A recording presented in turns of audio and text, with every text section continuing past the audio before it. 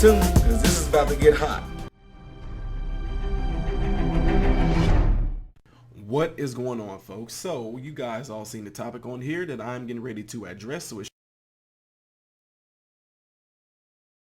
play the clip because this was talked about at work, whatever. People just telling me what was going on. You guys know I don't pay attention to none of this stuff, but of course, like I tell you guys, when I go to work, people bring this up to my attention. So anyway, I'm gonna let y'all hear it. I'm pretty sure y'all seen by the title of this what this is going to be about, but I think it's pretty awesome that y'all want to see what my take is on it because tons of you guys are like, this is going to be interesting. I wonder what MRM is going to think of this. I cannot believe how many emails you guys sent me in over this. So anyway, and Patreon. So anyway, I'm gonna go ahead and go play this clip that I was hearing about at work all day long, and now I'm here, so I'm getting ready to play it and see what this is going to be about and give my my own personal take on it. So here we go. Zoo just posted. Okay, you have to see this. This is Finn. We're about to show. Oh my goodness, take a look at him. He's a resident of the Oklahoma City Zoo, and this week the zoo's 8th caretaker took over their Instagram, and we are all loving that they did. And as you can see, Finn was fascinated. Definitely ready for his close-up. Kind of looks like you. What do you take a picture of? It kind of does, actually. Yeah. Okay, so all right, I'm about to play the other part to this that y'all talking about that she gave a public apology for it. So I'm gonna go ahead and roll right on into that too, so we can see what that's gonna be about. Here we go with this part. Good. I'm here this morning because I want to apologize not only to my coworker Jason, but to our entire community. I said something yesterday that was inconsiderate, it was inappropriate, and I hurt people. And I want you to know I understand how much I hurt you out there and how much I hurt you. I love you so much, and you have been one of my best friends for the past year and a half, and I would never do anything on purpose to hurt you.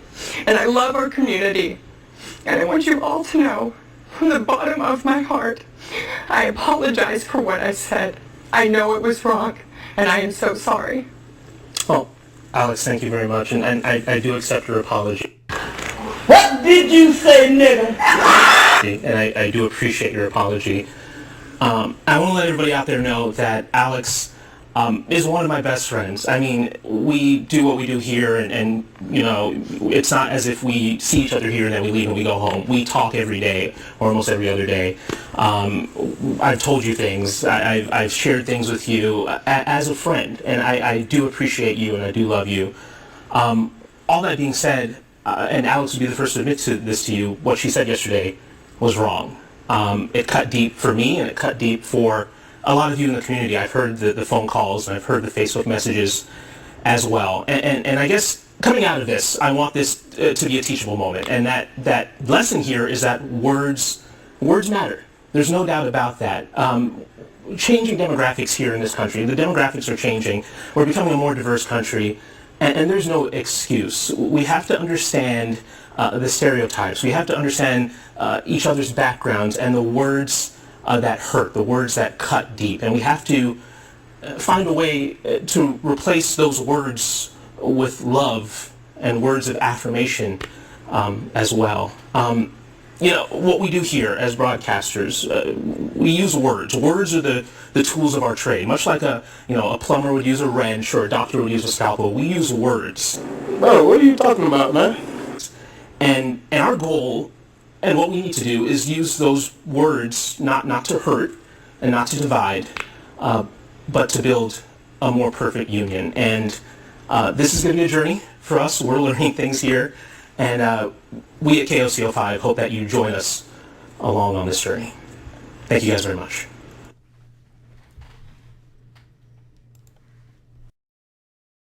Okay.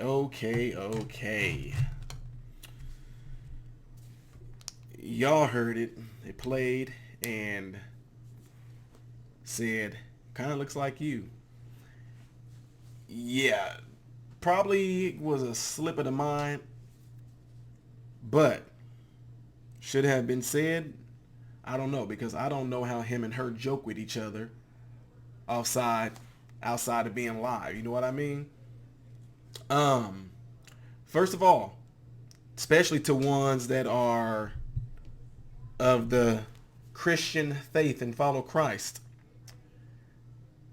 To anybody that called for this lady to have her job, whatever, I'm pretty sure she might have received death threats, whatever. I'm pretty sure a lot of different medias have just used this as an opportunity to get their ratings, whatever like that. But guys that know me well and follow me well, y'all already know that I don't push my faith on anybody. I always tell people I don't want to go religious on you. I'm not religious myself, not like in the sense that you think. But my point in saying all that is this.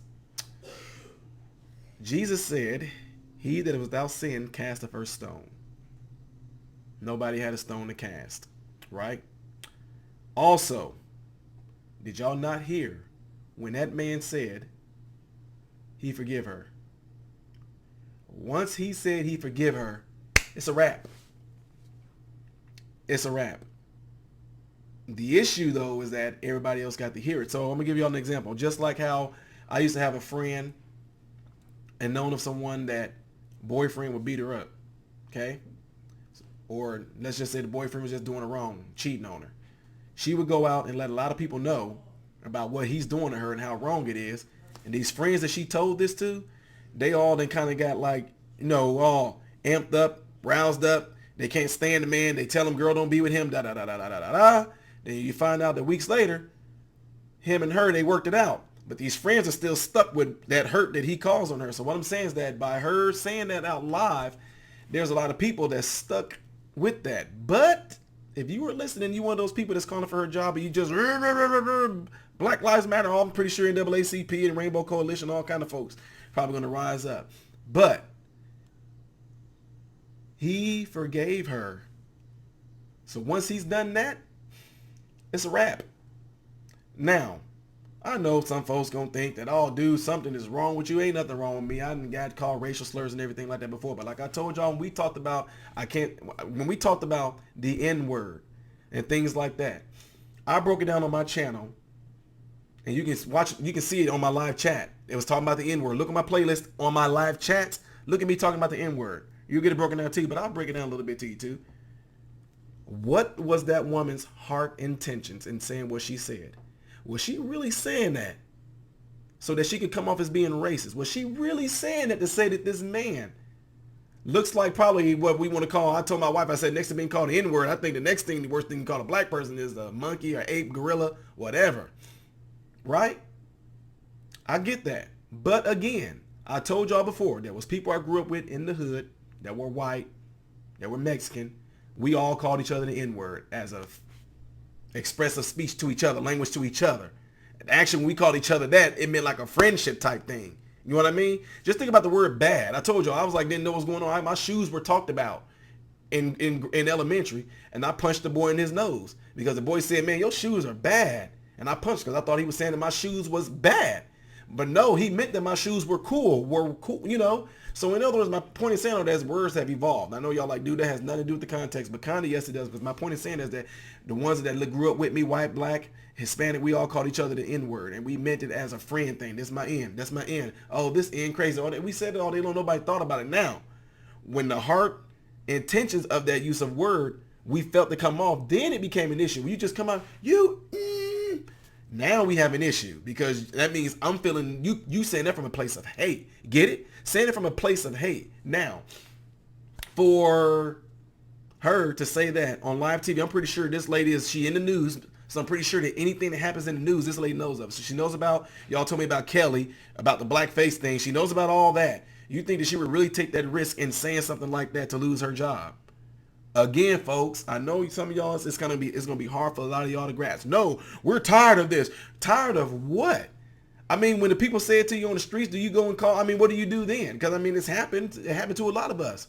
You felt prejudiced. You felt stereotyped against going to I mean, I told you I can go into a grocery store and have on what I wear to work.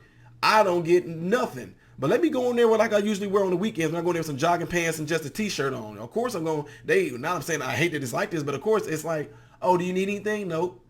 Oh, well, let me know if you need anything. Oh, I'm good. Go and walk around there. Next thing I know, I hit a few, aisles, and next thing you know, she's, Did you know that ours like don't take a rain check on trying to come up with something that you saying because you following me. So anyway, my point in saying that, folks, is that the heart is what it comes down to. For Christian people, God judges us according to our heart.